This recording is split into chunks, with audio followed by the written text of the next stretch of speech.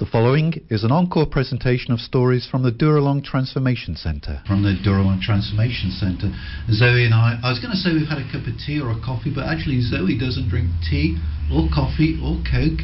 What do you drink, Zoe? Mainly juice or water. Just juice or water? Yes. Yeah, look, I've had my coffee, so I'm fine now. Zoe's had a glass of water. You've been at Dooralong, you were telling us just before the 10 o'clock news, for 4.5 months now. Yes. Yeah. Now we're going to turn the clock back to when you first encountered the substances that led to your addiction, and it was, for you, it was drugs, wasn't it? Yes, it was. Yeah. When did you first come across drugs?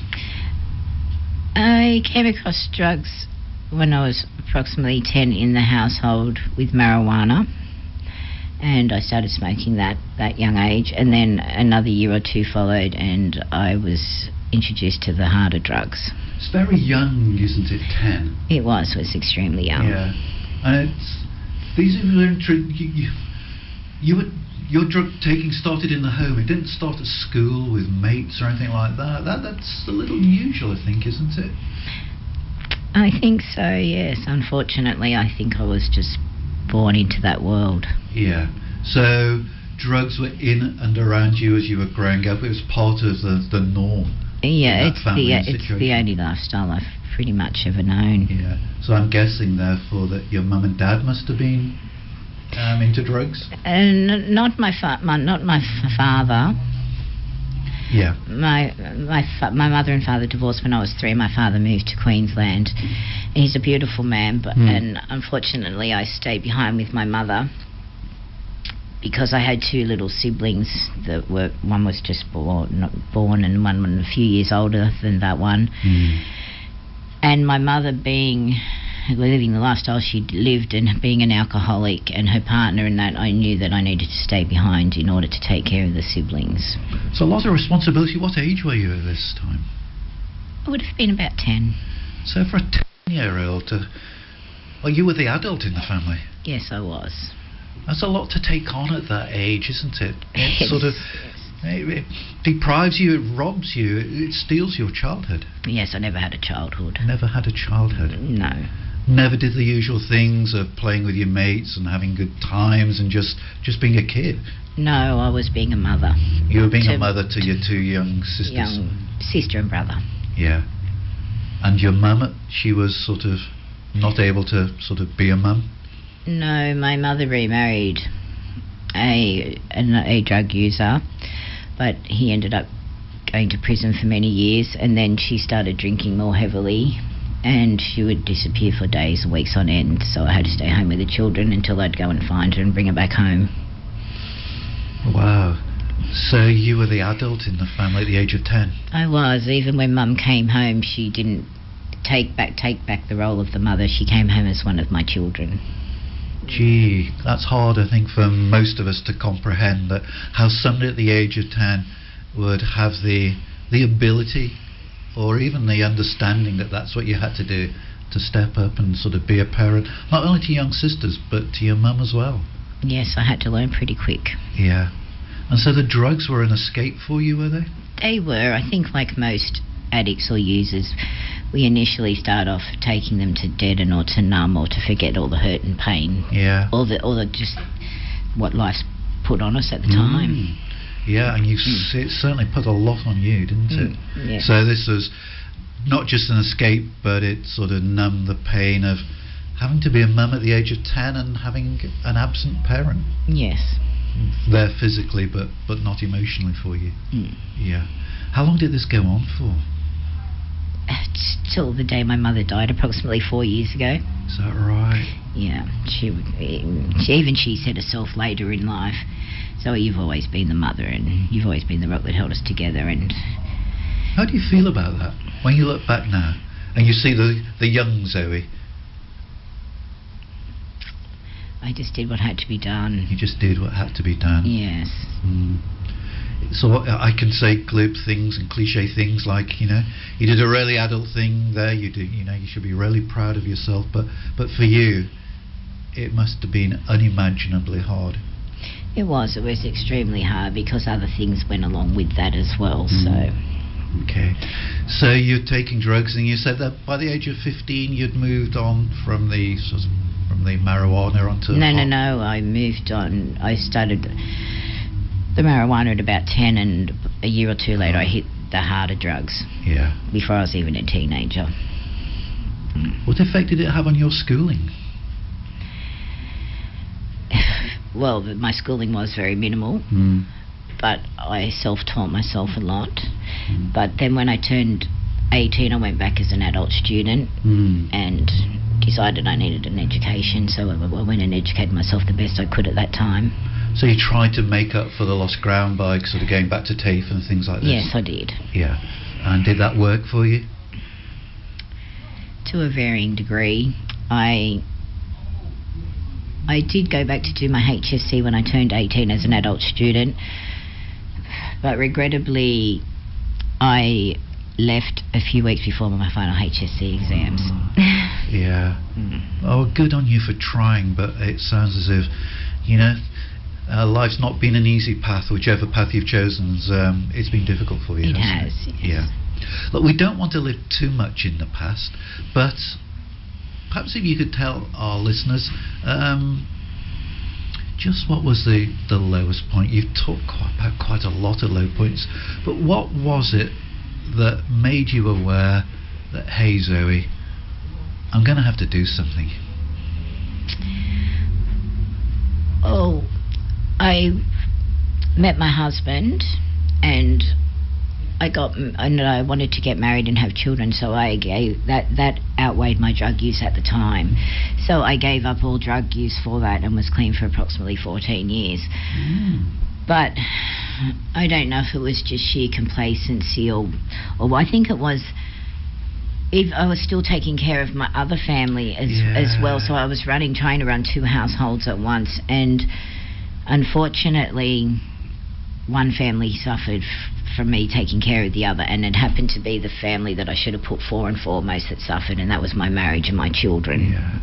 Just too much for one person. Yeah, I think so, and then I ended up back in addiction again.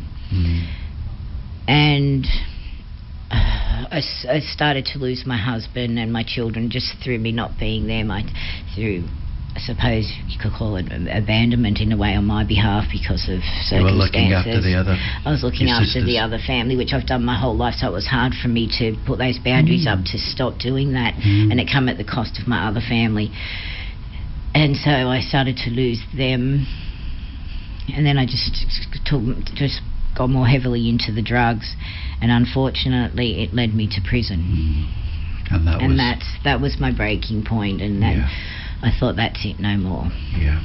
You've had an awful lot of loss in your life. We were talking about earlier about the loss of your childhood.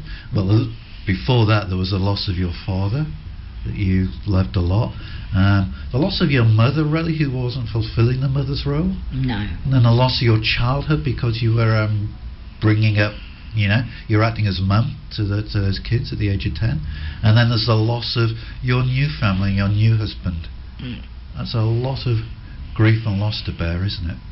It is, but my husband has been supportive throughout all this when I was in prison and rehab, and he's still supporting me through it now, and he's a wonderful man, and I'm trying to work on resurrecting that at the moment. Good. Look, I think we've spent enough time talking about the past. We don't want to dwell on that. We want to sort of talk about the here and now and what the future holds for you. You've been there 4.5 months. In our last little talk, we were discussing the really hard sort of early life that you had that led to the addiction, to your time in jail, and then how you came to Dooralong. And you were telling me off air that the Salvos and Dooralong, you genuinely believe that they have saved your life. Oh, they have. They are a marvellous organisation. I didn't realise how much the Salvation Army do to help people, and they're a blessing. They really are. They have saved my life.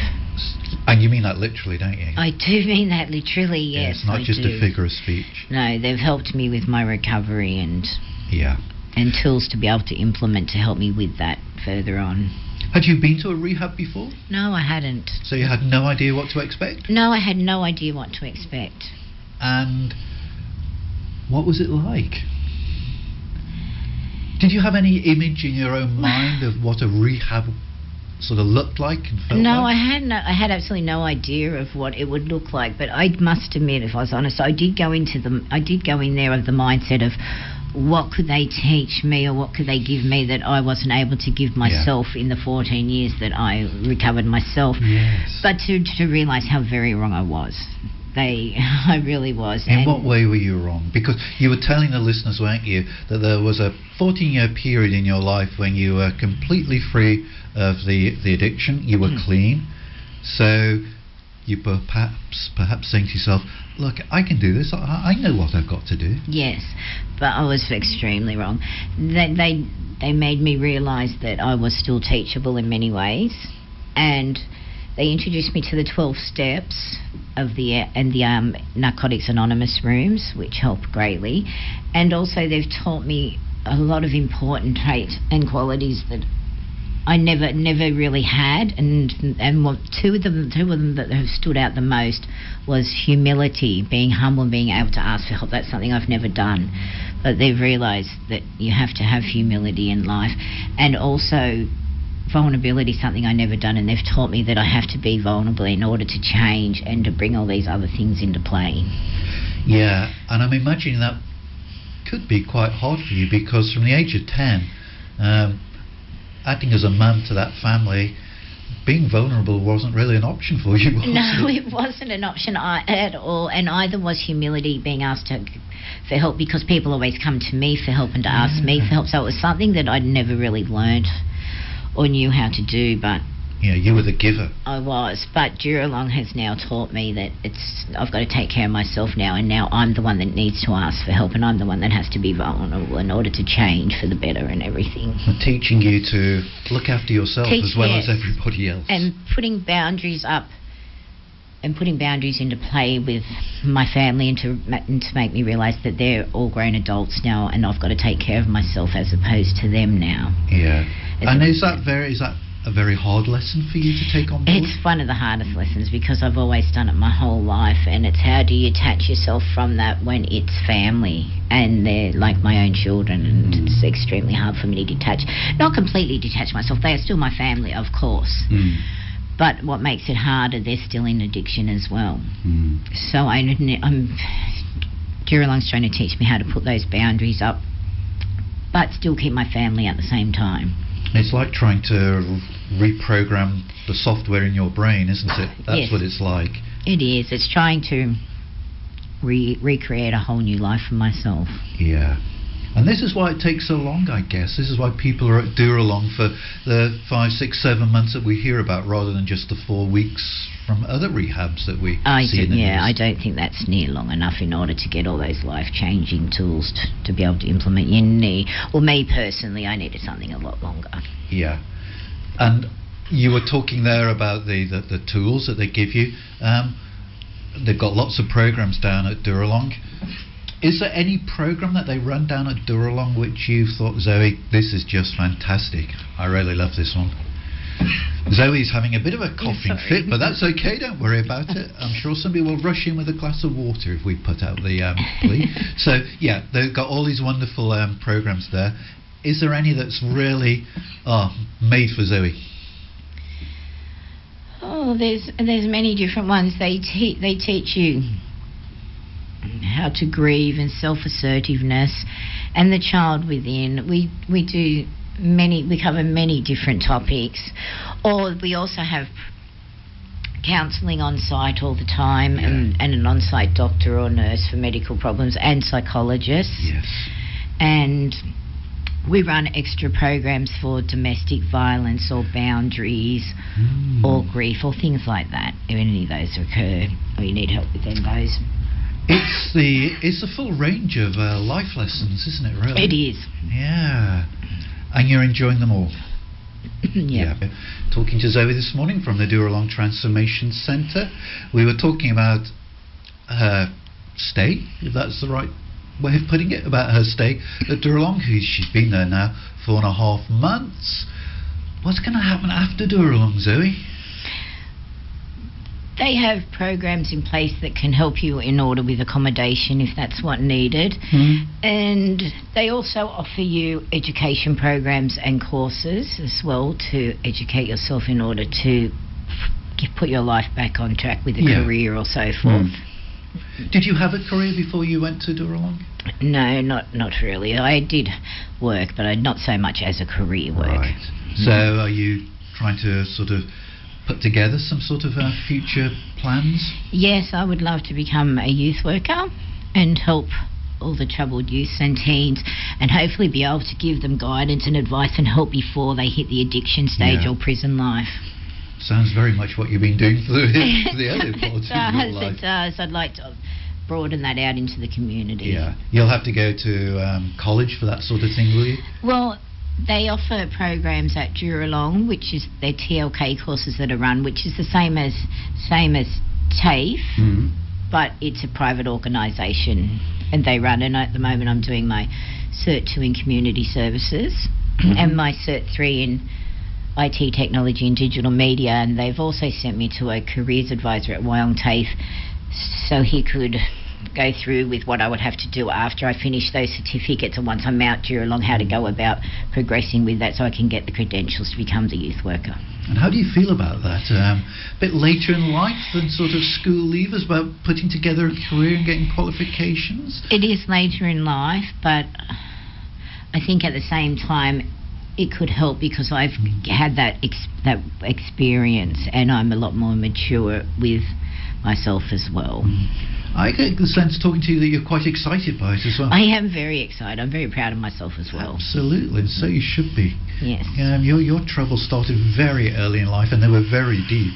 And here you are now talking about getting qualifications to give back to the community. Yes. So proud is something you should be.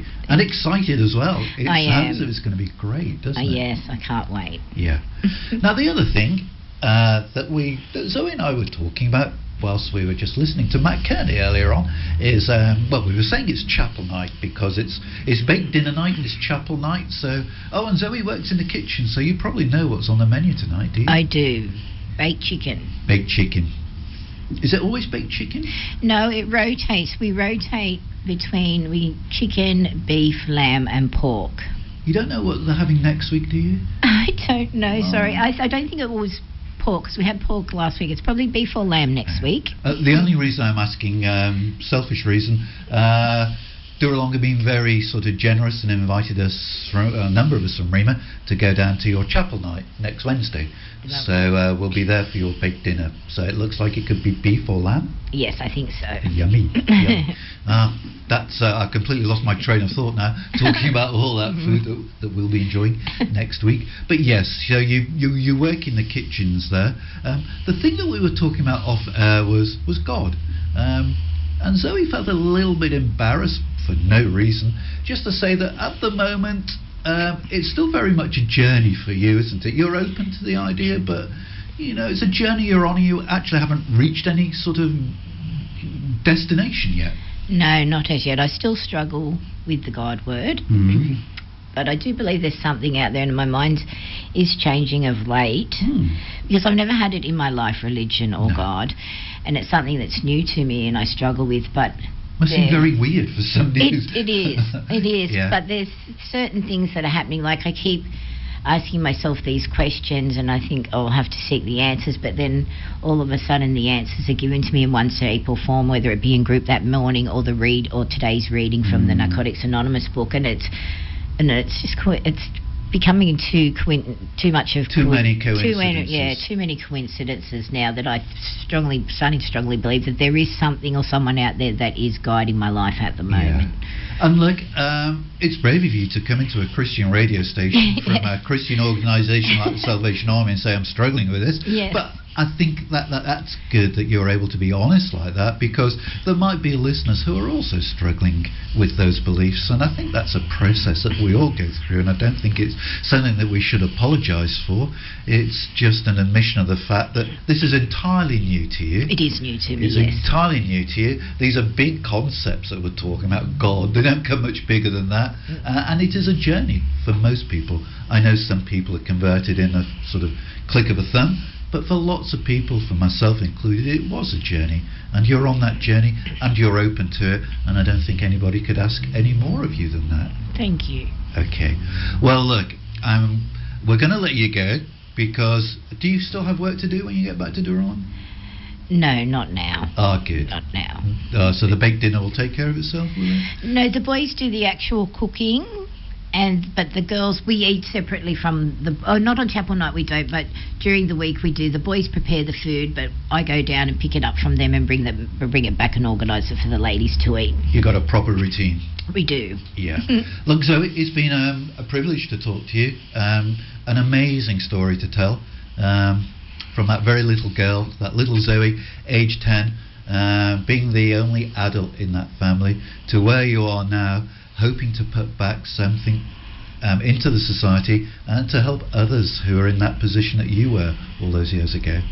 Good on you. Yes, thank you. And I'd just like to thank Rima for giving me this opportunity to tell my story to others that may help, and to Dooralong for taking that risk with me to better myself. And if anyone is thinking of getting help or needing help in addiction, you really need to reach out and contact your local drug and health mental hospitals or Lifeline. They'll be able to direct you in the right place. Because as you were saying earlier, there was a point in your life where you thought, I can do this on my own, or nobody can tell me. I know what I need to know already. Yes, but I was very wrong. And you were very wrong. I was. So the message is that if you're in addiction, and even if you've been clean and then slipped back, look, if you just need help, reach out. Reach out. Help is available. And the easiest way to do that, if you don't know any phone numbers or anything like that, just ring Lifeline on 13 11 14. Tell them where you are, your nearest large town. You can remain anonymous. They will look it up on their computer system, and they will find all the rehabs that might be available to you and all the other drug and alcohol services that are available in your area. So just give them a ring on 13 11 14. You've nothing to lose and everything to gain. That's certainly right. That's certainly right. Again, thanks so much for coming in, Zoe. Thank you very much. You've been listening to an encore presentation of the Dooralong stories, which can be heard live every Wednesday at 10 a.m. and repeated 8 p.m. Sunday and 1 a.m. Wednesday, right here on 94.9 rema.cc.